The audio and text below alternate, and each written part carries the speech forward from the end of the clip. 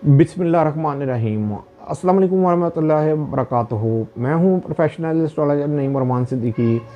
कमर दर अकरब कौन सी डेट पर होने जा रहा है, इसका कितना दरानिया होगा, मैं यहाँ पर आपको वेस्टर्न हिसाब से बताने जा रहा हूँ। अगर आपकी पैदाइशी साइज में मून नाकिस है तो कमर दर अकरब होने से पहले अपना सदका निकालें। लिक्विड या 2.5 किलो गंदम का सदका दे सकते हैं। डेट और टाइम नोट कर लें।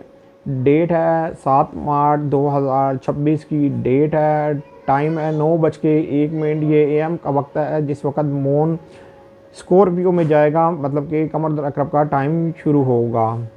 और 9 मार्च 2026 को 8:36 ये पीएम का वक्त होगा, रात का वक्त होगा, जिस वक्त ये टाइम ख़त्म हो जाएगा, मून सेजिटेरियस में चला जाएगा।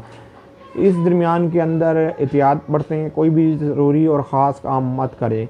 उम्मीद ये करता हूँ मेरी ये वीडियो आप लोगों को बहुत पसंद आई होगी। मेरी इस वीडियो को शेयर, लाइक, कमेंट और मेरे चैनल को सब्सक्राइब करना ना भूलिएगा। अल्लाह हाफ़िज़।